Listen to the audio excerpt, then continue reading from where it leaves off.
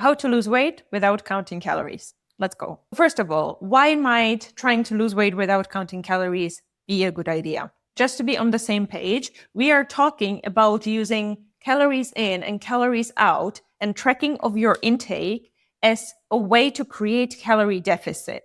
You can then stick to the calorie deficit for however long you need to lose the amount of weight that you want to lose, and then you would presumably stop tracking. The problem with this approach is that counting calories, if you are doing it for a longer period of time, is annoying as hell. If you are going to a restaurant, or even if you're cooking at home and you have to weigh all of the ingredients, and then you have to make sure that like from the recipe that you cooked, you only eat like the whatever percentage that you calculated in your calorie app, like it is a headache. So first thing, it's annoying. My second problem with counting calories is that it focuses on the wrong thing. What I mean by this.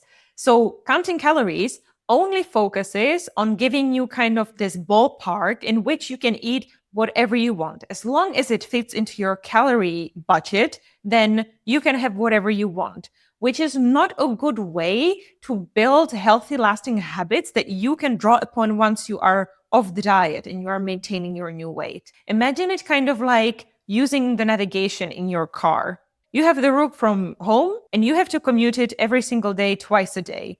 Now, imagine that you have a navigation and you can put the destination in your car navigation.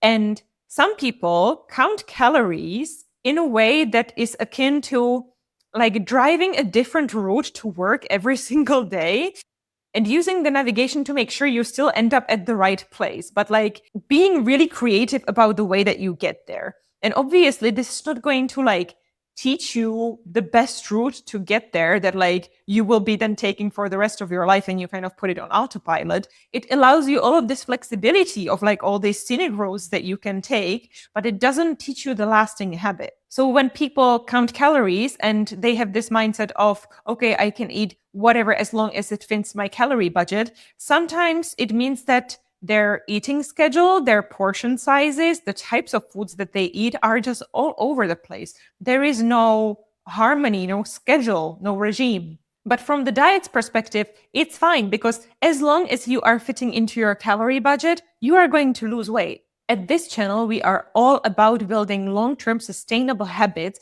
that will last you even after the diet is over. And when you are losing the weight, this is the time to build those habits. It's not like you will lose the weight and then somehow like the habits will come on their own. No, you have to practice them. What I do think calorie counting is really good for is nutritional education. And here I mean mainly two things. Learning about food composition. So this is knowing your carbs, your protein, and your fat sources, because obviously in a healthy diet, we want to usually hike up the protein a little bit because it keeps us satiated, it supports our progress in the gym.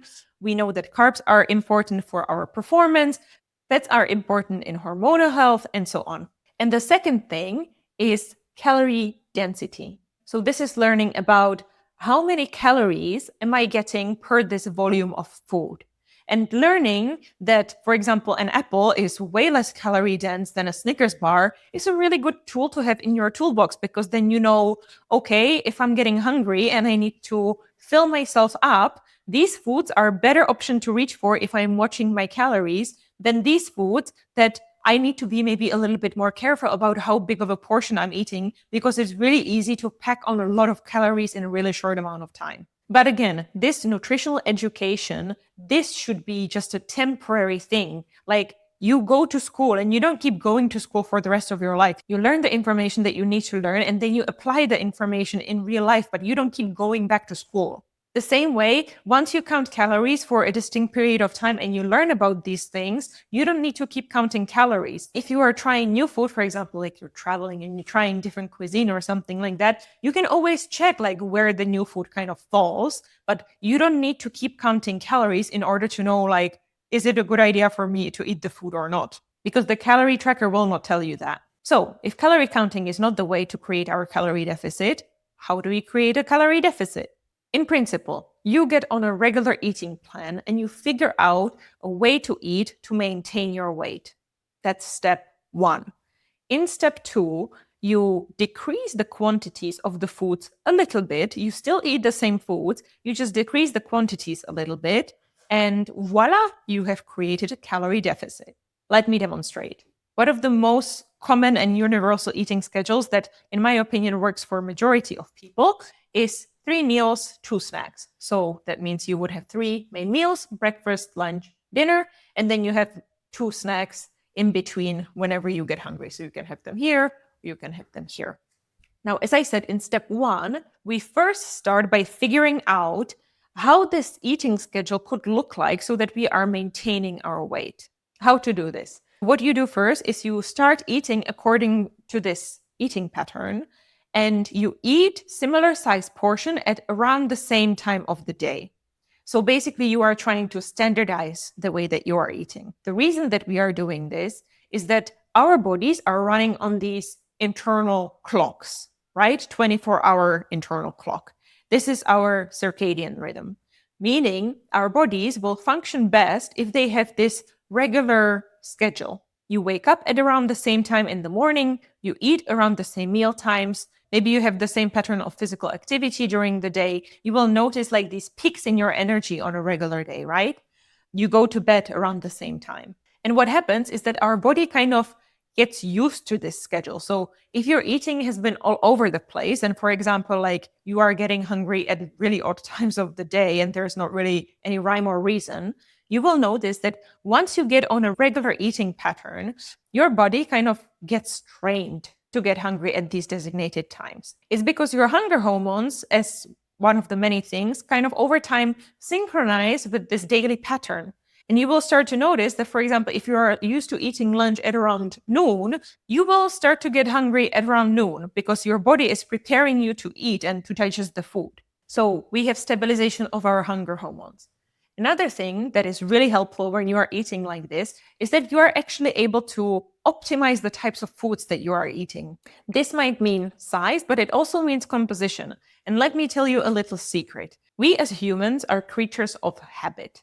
And whether you realize it or not, you probably already have a list of like 5 to 8 different recipes or meals that you are already eating, and you're kind of rotating them day to day. Sometimes you go out of the box and you like try something new, but for the vast majority of us, like we go through this phase where like our breakfasts are basically like the same thing over and over. So what works really well is to kind of figure out what are your core meals and then tweak them so that they are maybe involving a little bit more protein, a little bit more fiber, they're a bit more filling, and also adjusting the portion size so that once you finish the meal, you are full and satisfied, and you start to get a little bit hungry by the time you get to your next meal. This regular structure will also help you with that, because once you keep something the same over a long period of time, you are able to optimize it and tweak it based on your body's feedback. If you are eating different amount of meals in different portions every day, it's going to be really difficult to learn anything from it. But if I eat the same breakfast over and over and I consistently get hungry at about 11 a.m. when lunch is not even there, then I know that I should probably increase the size of my breakfast. If you eat lunch and then for your snack, you are not even hungry yet, then maybe your lunch was too big, or maybe you don't need the snack and you can go directly to dinner. So over time, you will kind of learn to optimize what the sizes of these meals should roughly be for you so that they meet your bodily and nutritional needs. Another cool thing about this sort of a plan is that it's very flexible when it comes to social occasions. So for example, I know what my regular size dinner is that keeps me full and satisfied. And let's say that I am planning a date night with my husband. We're going to be eating out. I know that the portion is probably going to be more calorie dense, maybe a bit bigger than usual. Maybe I'm going to drink some wine. So that gives me better strategies of how to tweak my eating plan, right? Maybe the next day I'm not going to be as hungry because my body is still processing these extra calories. Or I can say, okay, I'm going to just like group the dinner and the snack together. I'm just going to have the dinner. And so overall, it will kind of equal out the calories. And the other thing is that it kind of gives you this healthy boundary for how much you're eating. And what I mean by this, if you have an optimized meal plan where you are not going hungry, you are satisfied after your meals, and you have a relatively reasonable and nutritious food composition, then you know if I get suddenly like a huge urge to eat something over here, it's probably not my physical hunger. It's probably something else causing me the urge to eat. And then I can go to my emotional eating 101 video, and then you can figure out what is kind of behind this and you can address it. Now, we have been talking about maintenance. So where the hell does losing weight come into this? Very simple. If I decide that I want to create a calorie deficit, basically what I'm going to do is I'm going to take this meal and I'm going to make it 10% smaller. It's not even that much of a noticeable difference. It's just your portion will shrink slightly. It doesn't mean that you will cut out the carbs out of it. It doesn't mean that you will cut out the fats.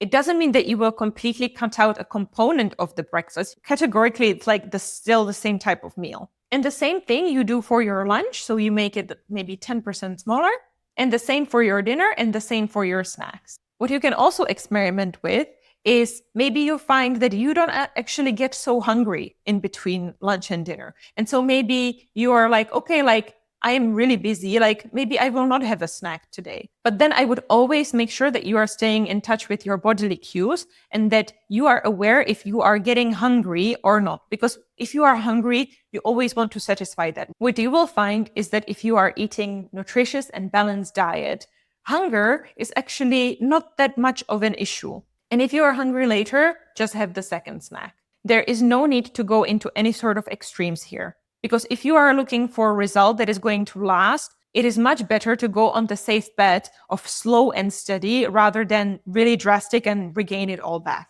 If your maintenance diet is already pretty balanced and nutritious and you are kind of in touch with your hunger cues, we can also do other things besides decreasing the portion sizes to create the calorie deficit. So this is like 2B alternative. What you can do is keep your portion sizes the same, but just increase the proportion of protein in your meals. If you used to have pizza margherita for lunch, maybe you have pizza with tuna or with ham instead, so that the protein is just a little bit more jacked up. Not only protein, but it's also a good idea to increase your fiber slightly.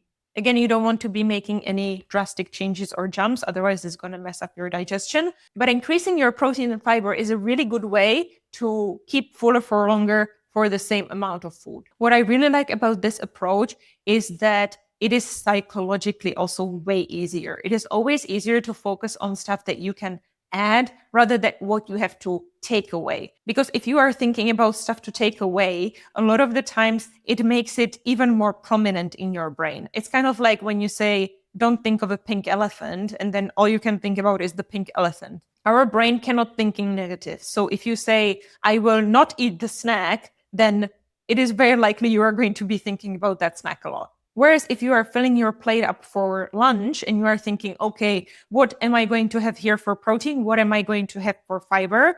Naturally, you will have less space for the other stuff that you would normally put on your plate. But because you are focusing on what you are adding, it doesn't really feel that restrictive. And lastly, there is one more secret weapon that is going to help you regulate your hunger and your appetite and also help you burn some extra calories. And it is, drumroll, exercise. That's like a plus, okay? Plus exercise. Again, don't go into any extremes. If you are already walking 8,000 steps a day, walk for 10. What I would say, look at your nutrition, look at your exercise, and then compare. Where do I have more space for improvement? Because that's the one that's going to feel easier and is better to focus on.